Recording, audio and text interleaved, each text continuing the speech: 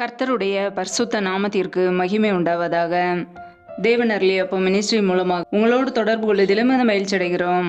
இன்றைக்கும் இந்த நாளிலும் தேவன் நமக்கு கொடுக்கிற வார்த்தை ஏசாயா 54 அதிகாரம் 7 வசனம். இமை பொழுது உன்னை கைவிட்டேன், ஆனாலும் உருக்கமான இரக்கத்தால் உன்னை சேர்த்துக் கொள்வேன். ஹல்லேலூயா.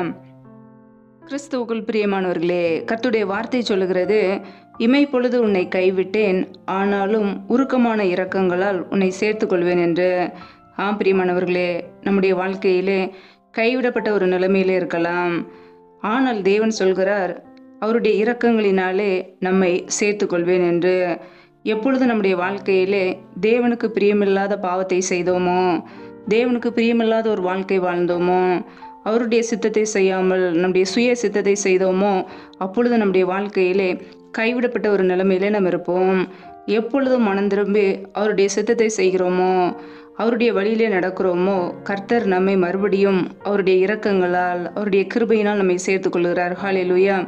அற்ப காலம் மூண்ட கோபத்தினால் என் முகத்தை இமைப்பொழுது உனக்கு மறைத்தேன், ஆனாலும் நித்திய கிருபையுடன் உனக்கு இறங்குவேன் என்று கர்த்தராகிய உன் மீட்பர் சொல்லுகிறார் என்று வசனம் சொல்கிறது. பிரியமானவர்களே, நம்முடைய வாழ்க்கையிலே அற்பகாலம் உண்ட கோபத்தினாலே அவருடைய முகம் நமக்கு இமைப்பொழுது மறைக்கப்பட்டிருந்தது. ஆனால் அவர் மறுபடியும் நம்மை நித்திய கிருபையுடன் நமக்கு இறங்கி நம்மை மீட்டு கொண்டார். பிரியமானவர்களே, நம்முடைய வாழ்க்கையிலே கர்த்தரை கோபப்படுத்தாதபடிக்கு, அவருடைய முகம் நமக்கு மறைக்கப்படாதபடிக்கு எப்பொழுதும் அவருடைய சித்தத்தை செய்வோம். பாவம் செய்யும்போது நமக்கும் தேவனுக்கும் உள்ள உறவு துண்டிக்கப்படுகிறது. தேவனுக்கு பிரியமில்லாத காரியங்களை செய்யும்போது நமக்கும் அவருக்கும் உள்ள உறவு கட்டாகிறது. ஒவ்வொரு நாளும் கர்த்தருக்கு பிரியமுள்ள ஒரு வாழ்க்கை வாழ அர்ப்பணிப்போம். தேவன் நம்மை ஒருபோதும் கைவிடாதபடிக்கு அவருடைய பிள்ளைகளாய் அவருடைய வழியிலே நடப்போம். அவர் அவருடைய இரக்கங்களினாலே நம்மை சேர்த்து கொள்ள ஆயத்தமாக இருக்கிறார். எப்பொழுது நாம் மனம் திரும்புகிறோமோ உடனே அவர் நம்மை சேர்த்து கொள்ளுகிறார். ஹல்லேலூயா. கர்த்தருடைய பிள்ளைகள் ஒவ்வொரு நாளும் நம்முடைய சுய விருப்பத்தை வெறுத்து கர்த்தருடைய சித்தத்தை நிறைவேற்றுவோம். அவர் நமக்காக நன்மைகளை செய்கிறவர். நம்முடைய வாழ்க்கையிலே ஒவ்வொரு நாளும் நம்மை பாதுகாக்கிறவர், நம்மை வழி நடத்துகிறவர். அவருடைய இரக்கங்களினால், அன்பினால், அவருடைய தயவினால் நம்மை தாங்குகிறார், தப்புவிக்கிறார். கர்த்தருடைய பிள்ளைகள் ஒருபோதும் கர்த்தரை கோபப்படுத்தாதபடிக்கு கர்த்தருக்கு பிரியமுள்ள ஒரு வாழ்க்கை வாழ்வோம். கர்த்தர் நம்மை ஆசீர்வதித்து உயர்த்துவார். ஹல்லேலூயா. கர்த்தர் தாமே இந்த வார்த்தையின்படி உங்களை ஆசீர்வதிப்பாராக. ஆமேன். நாமே அவருடைய சமூகத்திலே தாழ்த்தி அர்ப்பணித்து ஜெபிப்போம். ஜெபம்.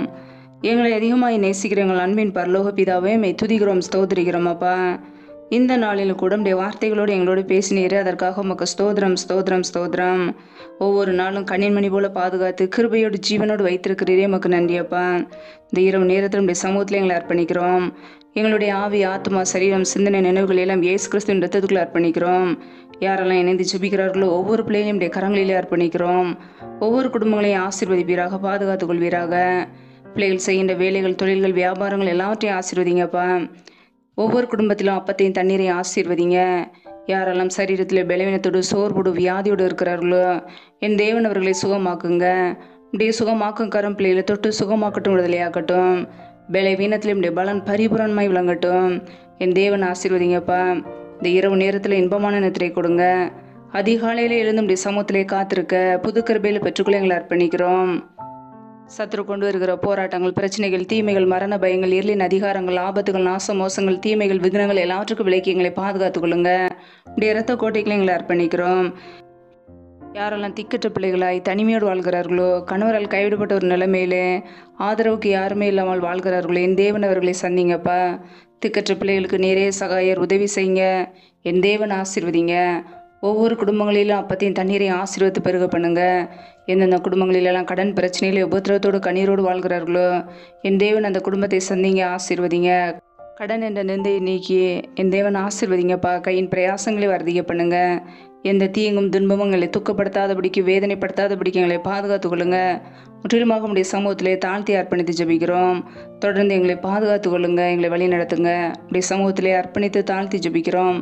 எல்லா துதிகன மகிமை எல்லாமும் ஒருவருக்கே செலுத்துகிறோம். இயேசு கிறிஸ்துவின் ஜெபிக்கிறோம் எங்கள் ஜீவனுள்ள நல்ல பிதாவே. ஆமேன்.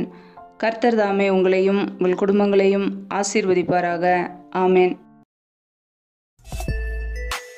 Thanks for watching. Please subscribe our channel.